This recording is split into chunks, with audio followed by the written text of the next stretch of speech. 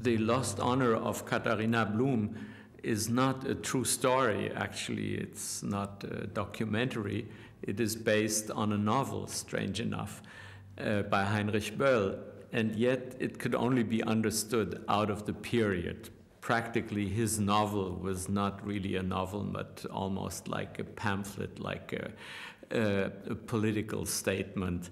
It is in the early 70s. So in 68, the anti-Vietnam War movement had spread over to Germany, especially around Frankfurt, Rhine-Main Air Base, where the B-52 bombers started in direction of Hanoi. So the young people felt they were somehow part of it, and they had to protest just as if they were American.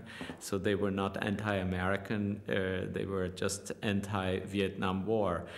And the second part of their movement was they were against what they called the Konsumterror, the terror of consumerism.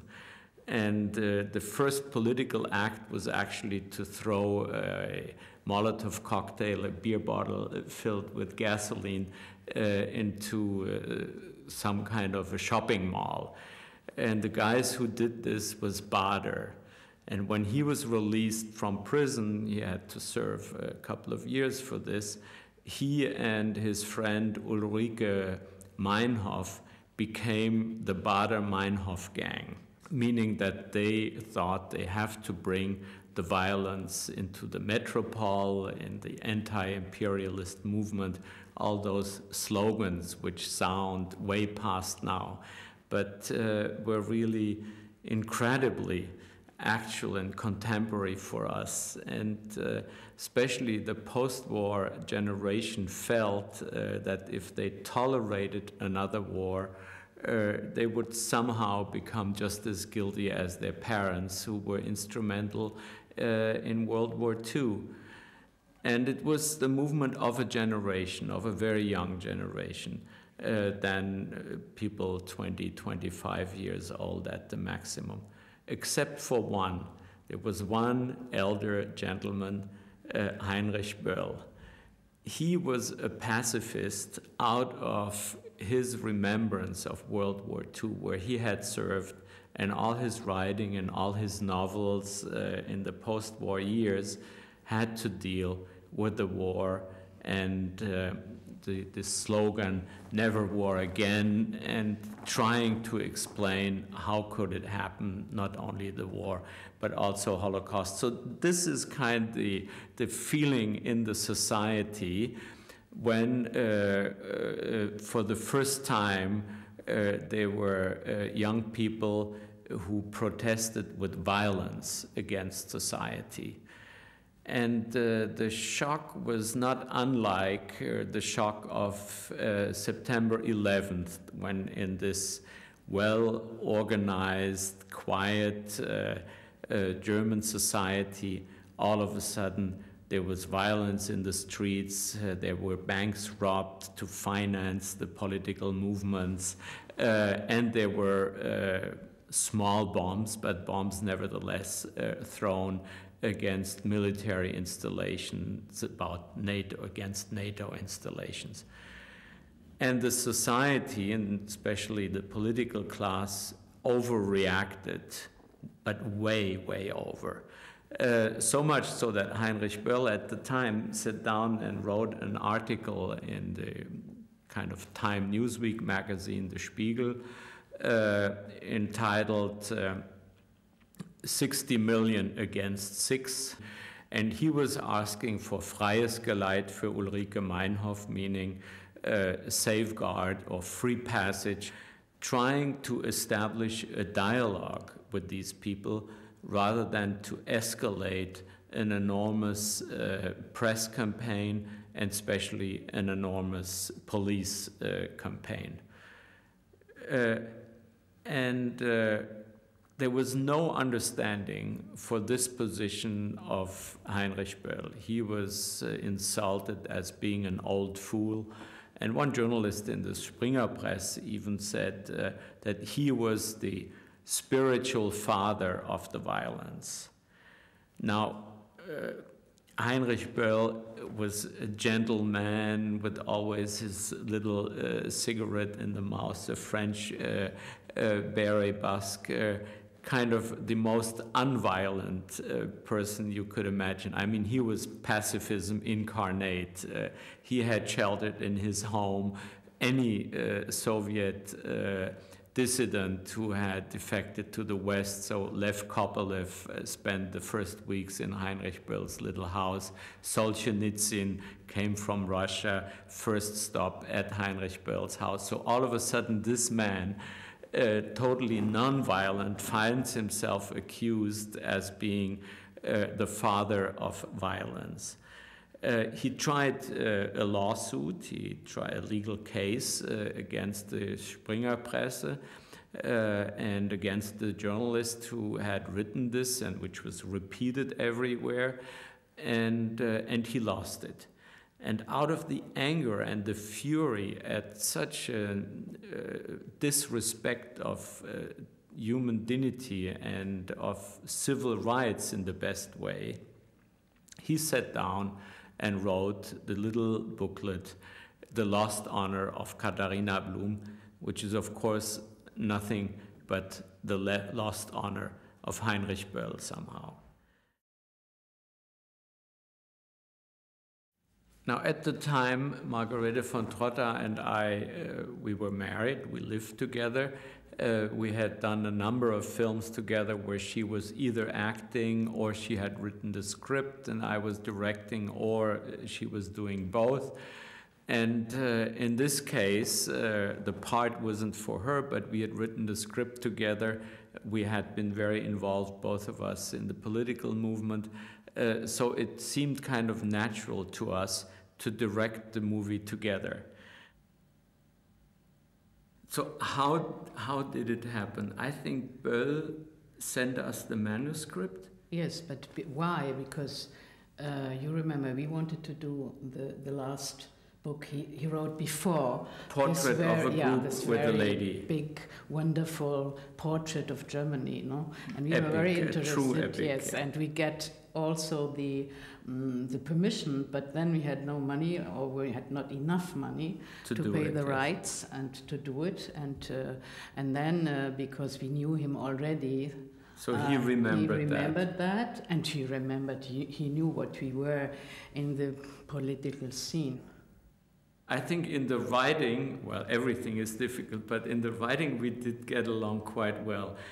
Like always. How was it in your remembrance, the directing together? I mean, this was the only time where we co-signed directing. Yes. Why we co-signed? Because in the beginning we thought I might be the main actress. Exactly. And then Böll, that was Böll who had the idea of Angela Winkler. Right. And you saw her in the theater and you were very fond of her, and I was a little bit I didn't know, because I would have liked to play the role, but on the other hand, you were not naive enough. No, I was not naive enough. And Angela Winkler.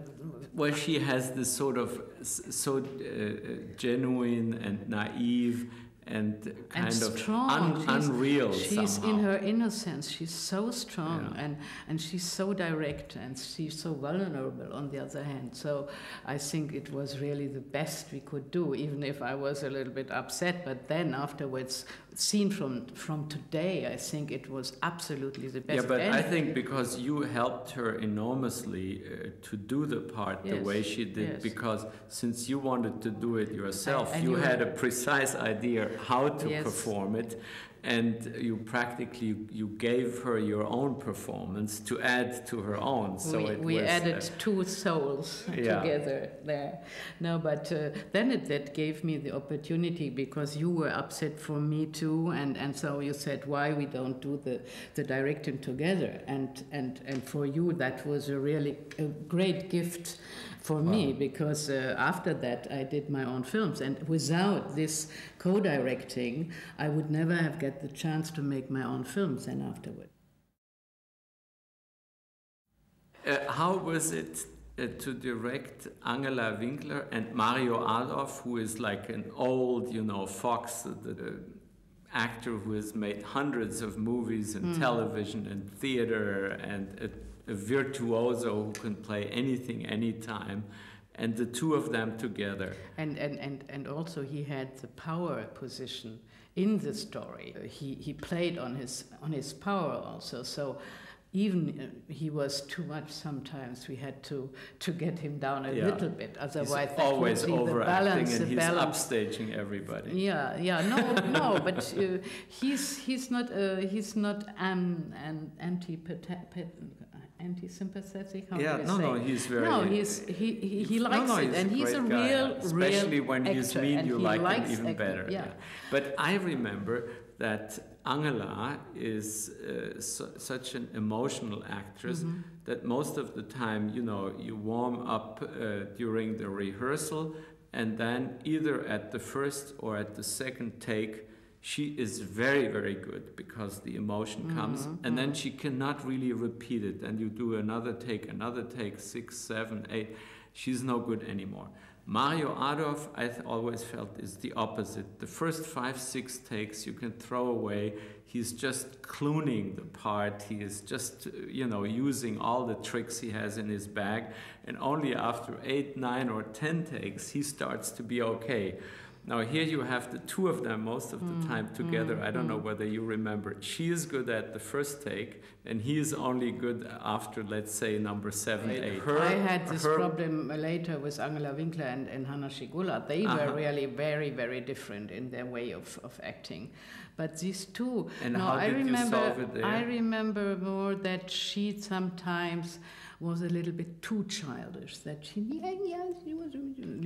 she's. And I had always to give her the punch to make her more grown up. A little bit more grown up. Yeah. Well, I remember then it was in the Tin Drum where I had Angela and Mario again. What I did, I always did first the close-ups with Angela, just to catch her emotion while it was still fresh, and then I did the 2 shots with them until Mario Adorff was really tired, and then I made his close-ups because then the more tired he was, the more authentic and the more. On the other hand, the less performing he was. It goes with his part because he is acting in front of her, this power man, and he acts it out a little bit more even to impress her.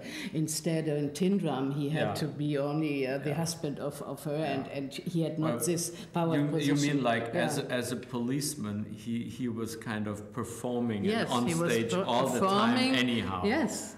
So to impress her if he that overdid it a bit, she that gives was up part of the character. Her resistance. The whole story is also a sort of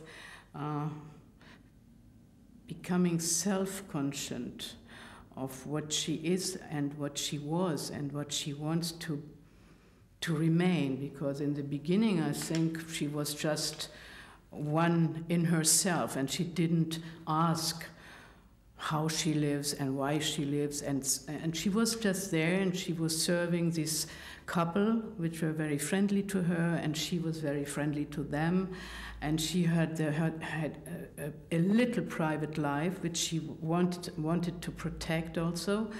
And then all of a sudden comes in first the big love, because she had a husband before and a very bad experience with her husband, so she was very refusing other men, and perhaps she couldn't even imagine that there could be another man for her in her life. She was just projecting her life on her own and being alone and being without anybody, and all of a sudden comes in this man, and she becomes in a way a child again.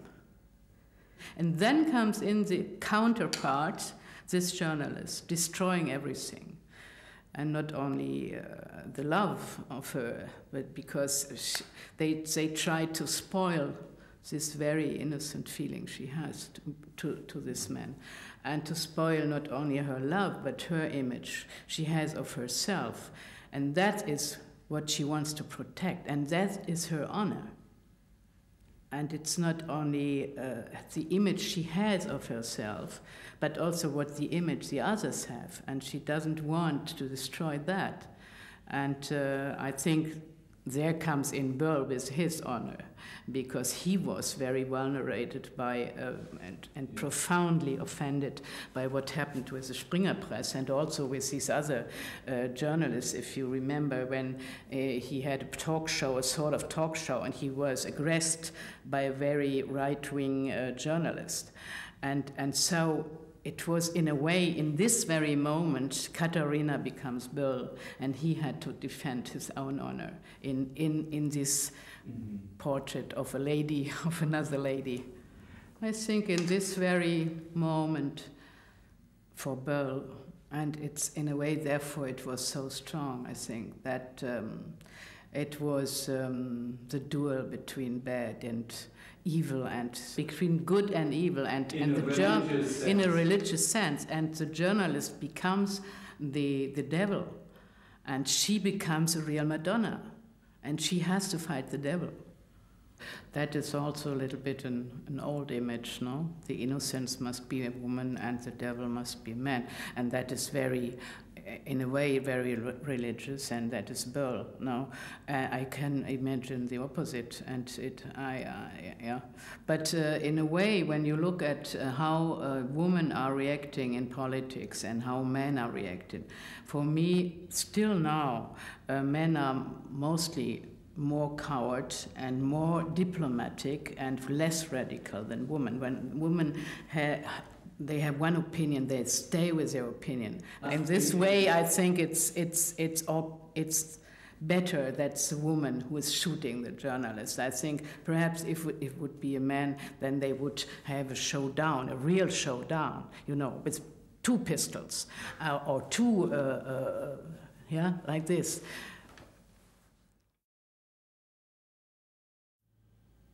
Now, just as the character of Katharina Blum is not out of a true story, but is somehow the invention, the bigger-than-life girl out of a writer's imagination, somewhat of a saint, as he says, the same, I wanted the look of the picture, the city it shows, the prisons it shows, to be slightly abstract.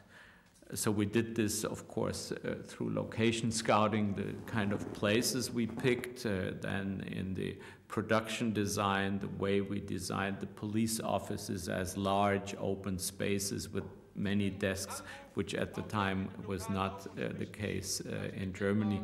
Somehow we were inspired by the paintings of the American painter Tucker. And even the prison, we wanted a high-tech prison.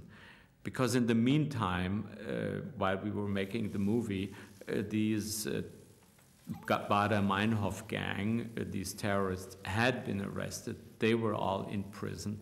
They were strictly isolated from each other with no light, only artificial light at irregular hours.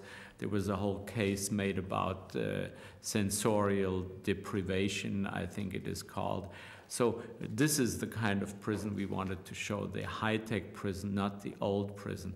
So the whole look of the picture is the light is neon, the walls are blank, or there's a lot of steel in the buildings. It is this dehumanized universe in which she has to live. And a great deal, the DP, the director of photography, contributed to it, Joost Vacano, who was later to go on to do The Boat with Wolfgang Petersen, and then worked a lot with Paul Verhoeven in the United States.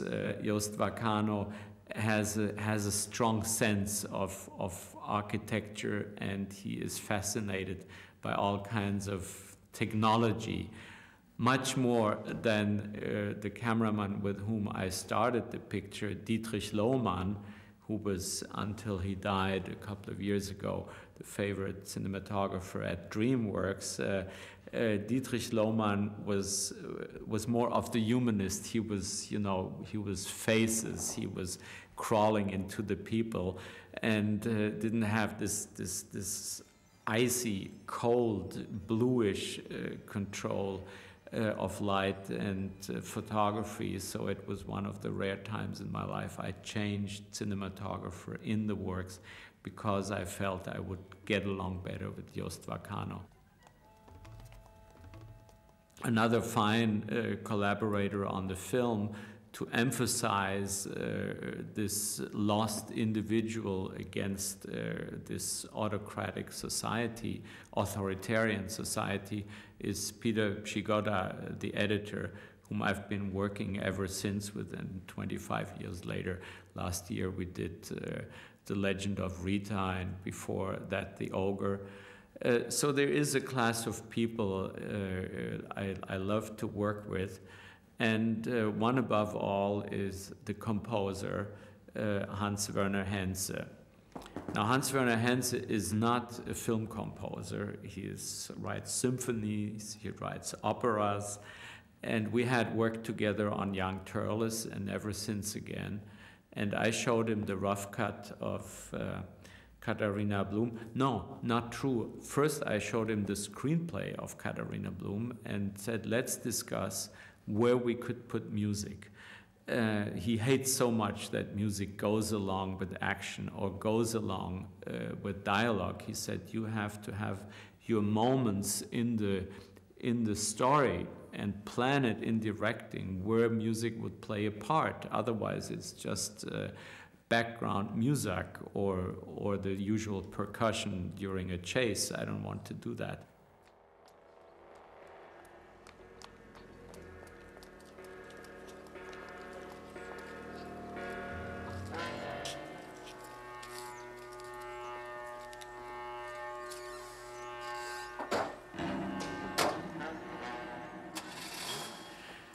And we agreed on most places where we would have like an aria. At the beginning, he would use Wagnerian themes. It's the Rhine River, of course, so it would be Rheingold, and he called it the poisoned river because there was like a virus in society in those days that destroyed the best parts of our culture.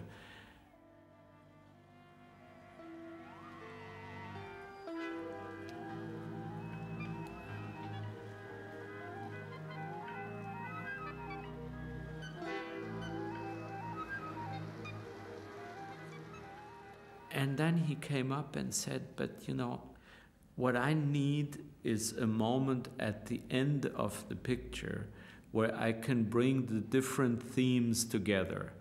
I have Katharina, her loneliness. I have a theme for her love affair with Götten. I have a strong, strong page for the violence of the police and of the media. So somehow I would like to bring all this together musically at the end, what we call a rondo in composition.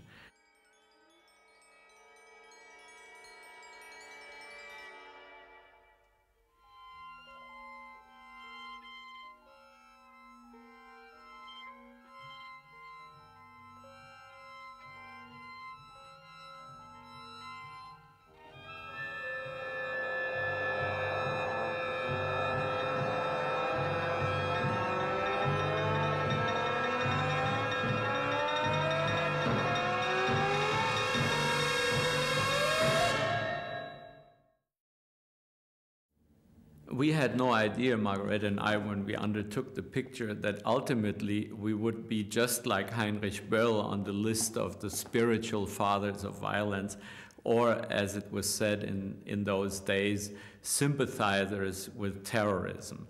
That could be felt. Every control at the airport, you were held longer than others, you missed your plane. We had house searches at 3 in the morning to see whether we weren't hiding any terrorists, and so on. I mean, I think that comes with the territory, and it thought it was just part of being engaged and of taking part in such a movement and in such a cause, and that just this overreaction of the state is what we meant to blame. I always felt it was more ridiculous than it was actually threatening. But for people who had less means of defense than myself, it was truly threatening. And a character like Katharina Blum, of course, she has nothing but her honor, so to speak, as poor people have. So she is particularly interested to preserve her honor and is fighting back. When she is confronted to the machine of helicopters and armored tanks and whatnot comes in the search for her boyfriend who is hiding in this house in the woods, it is truly threatening, and then the calumny in the press has been truly life-destroying for her. And therefore, she does not hesitate somehow to turn the violence that has been done to her against the others, and namely against this one journalist. This is, I think, has to be seen in the universe of Heinrich Böll and of a movie. This does not mean shoot the journalist. It is a metaphorical shooting she is doing. It is sort of the last defense of a defenseless little person, and who only sees this way out. But it is, of course, it is not meant as an invitation to imitate her. That would be far from Heinrich Böll. Today, if I look back at the picture, which is now 25 years old, I wonder how come it is still interesting. The times have changed, this whole hysteria, anti-terrorism, terrorism as gun has been switched to another type of anti-terrorism. Civil rights are pretty much in place, and yet the story remains interesting. And I think that comes because Heinrich Böll has not only been an angry man, but also was a great novelist and a great humanist. And basically his story can be happening anywhere at any time. It is the story of one single individual against a society which organizes its police, its politician, its media, and its press to have sort of a conformist view of the world. And that is what she is fighting.